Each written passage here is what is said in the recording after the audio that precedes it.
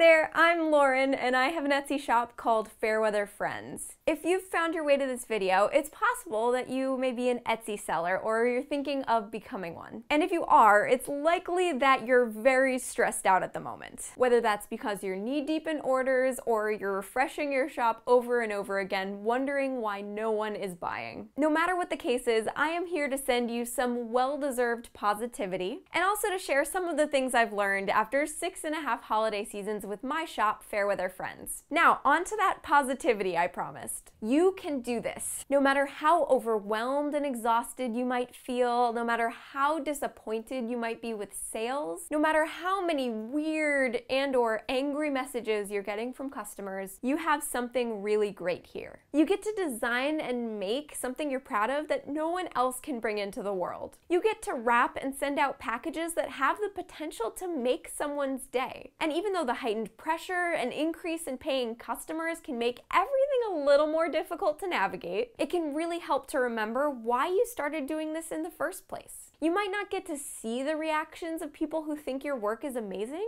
but they're out there. If you are making more sales than you can physically handle, take a deep breath and think about how accomplished you'll feel when all of your orders are sent out and you're left with that boost of income at the end of the season. You will get through this because eventually that shipping deadline will pass and there will be nothing you can do about it. It will be totally out of your hands. I find that it really helps to set your shipping deadline a little bit earlier than your shipping provider does. That way you have plenty of time to get that last round of orders packed up and sent out. It always helps to give the postal service some extra room for delays too. About the post office. This time of year, at least for me, that place transforms into something scary and depressing, and I prefer to avoid it at all costs if I can swing it. No matter how long I waited in the super long line, I still ended up with like 14 angry glares from the people behind me when I turned around after bringing in cartons full of bubble mailers. I was actually banned from my hometown post office in New Jersey unless I came in with 10 packages or less. The nerve of me for trying to mail things at a post office.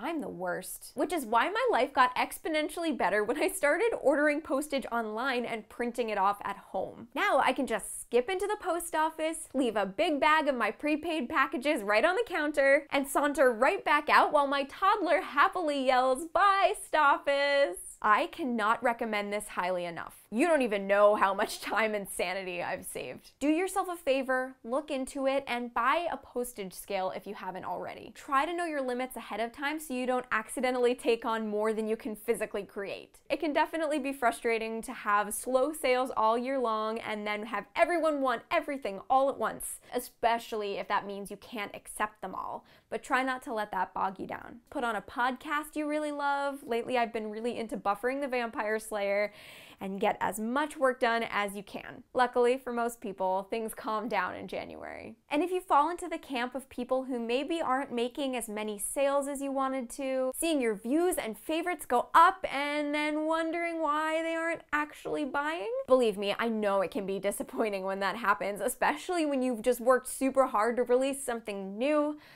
People aren't responding the way you want them to. But maybe you can actually use that time that you're spending just refreshing the shop manager page over and over again. Try funneling that energy into improving your shop's branding or search engine optimization wherever you feel like it might be lacking. There is always something you can do to make your shop better, and this is a good time to do that if you're finding yourself sitting around waiting for orders to come in. You could take an online course. There are so many of them out there, and some of them even guide you through self-critiquing your Etsy shop, which could be really helpful. My personal favorite is Fairweather Council's Etsy training course, which helped me even though I've had my shop for a long time. It was really useful for me to take a good look at what I'd been doing the same for a really long time and improving it based on what another seller had learned from her success. I will link to that course in the video description below.